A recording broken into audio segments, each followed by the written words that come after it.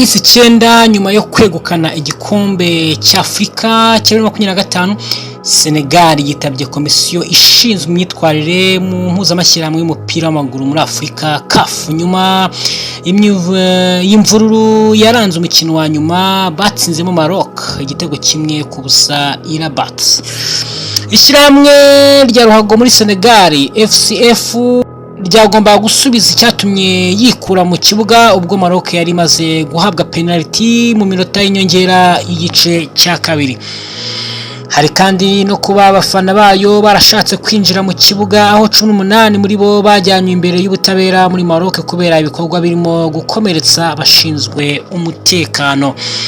Mwitangazo FCF yashyize ahagaragara ku wa kabiri yavuze ko umutoza Pape Thiaw n'abakinyi babiri bitabye CAF nyuma ya raporo y'abasifuzi n'ibirego byatanzwe na Federation ya ruhago mu bwami bwa Maroc ku mpera z'umukino wa nyuma wa kane wa 2025 wabereye muri Maroc. Iri shyirahamwe ryari rihagarariwe n'umunyamabanga mukuru waryo wunganirwa n'umunyamategeko Maître Saïdou Diagne yavuze ko umutoza Pape Baouna yitabye ari kumwe n'abakinnyi babiri aribo Ismaïla Sarr na Limane Ndiaye bose bisobanura ku buryo bashinzwa. Umutoza Thiaw yasabye imbabazi nyuma y'umukino ashinjwa uruhare yagize mu gusaba abakinnyi ngo bave mu kibuga mu gihe ibishinjwa Sarr na Ndiaye bitaramenyekana. Byitezwe ko abakinnyi bombi bakina mu Bwongereza n'umutoza wabo bashobora guhabwa ibihano bikomeye byatuma batagaragara mu gikombe cy'isi cya 2026 ndetse bagacibwa n'amafaranga. CAF yamenyesheje ishyirahamwe rya ruhago muri Senegal ku mwanzuro uzatangazwa mu gihe kitarenze amasaha 48 uhereye kuwa kabiri. Na ikipe ya Rayon Sport yatangaje ko yasinyishije myugariro w'umukiza Obed wari umaze umwaka n'igice muri Mukura Victor Sport. Ikipe yambara ubururu n'umweru yari ikeneye umukinnyi w'inyuma iburyo nyuma yuko Serumogo Ali wari kapiteni wayo yerekeje mu ikipe ya Al Merrek Bentiu yo muri Sudani muri uko kwezi. Mu kuziba icyo cyuho Gikundiro yahisemo gukomanga muri Mukura isaba myugariro wayo ukina ku ruhande rw'iburyo umukiza Obed. Uyu mukinnyi uri mu bahagaze neza mu mwanya wabo mu Rwanda bivuga ko asanzwe akunda Rayon Sport kuko aturuka i Nyanza. Yayibwiye ko niyumvikana na Mukura nta kibazo afite ahubwo yiteguye kwikinira. Amakuru avuga ko impande zombi zicaye zikaganira zumvikana ko uyu mukinnyi agomba gutangwaho miliyoni 13 z'amafaranga y'u Rwanda arimo miliyoni 6 ku ikipe imugurishije.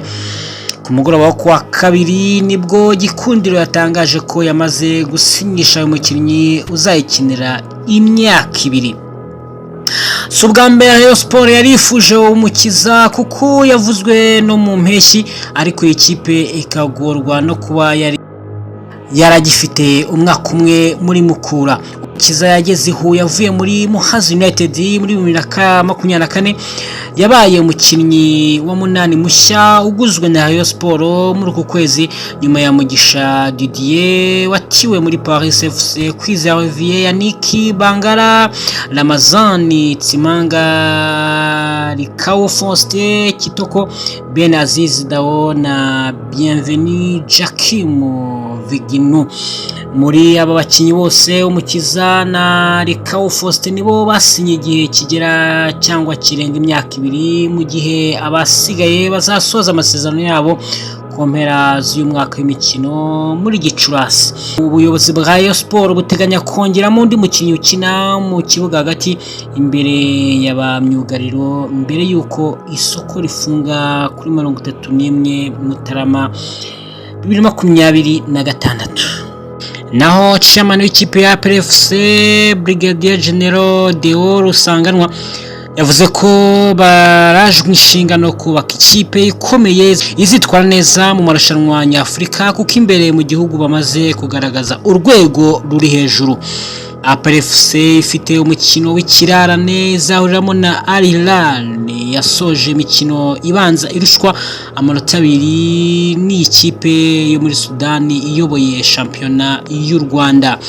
Abajijwe uburyo babona ikipe yitwaye mu gice kibanza cya shampiyona, chairman w'ikipe y'ingabo y'igihugu Brigadier General Deo Rusanganwa yabwiye igihe ko basoje iyi mikino bakina neza, ariko icyo batekereza cyane ari ukuzitwara neza mu marushanwa nyafurika. Yagize ati imbere mu gihugu urwego rwacu ruhora ruri hejuru, njya mbisubiramo, twe turatekereza hanze, aha ibyacu twarabikoze, turabona ikipe iri kwitwara neza, umutoza ari kugenda amenya abakinnyi be n'uburyo abakinishamo agenda abumenya, byose murabibona. Yongeye ko ubu ikiraje inshinga ubuyobozi bwa APR FC ari ukubaka ikipe ikomeye ikina ku ruhando mpuzamahanga.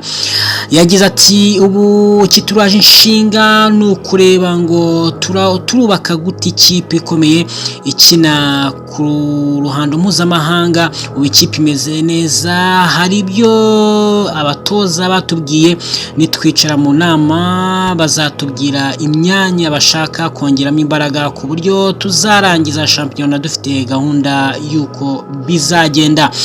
Uyu muyobozi yavuze ko kandi APR FC iteganya kongeramo indi myanya ishinzwe tekinike, aho abazayijyamo bazafatanya n'abatoza mu gukurikirana abakinnyi bakiri bato kugira ngo APR FC isubire mu marushanwa nyafurika idasibamo kuva muri 2020.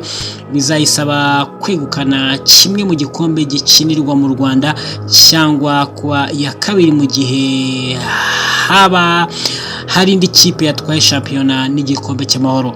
Nubwo ikipe imaze kwegukana shampiyona y'u Rwanda inshuro 23 yitabira kenshi mu marushanwa mu myaka 3 ishize, ntiyorohewe no kutombora Pyramide FC yo mu Misiri iri mu makipe akomeye muri Afurika yayisezereye muri izo nshuro zose.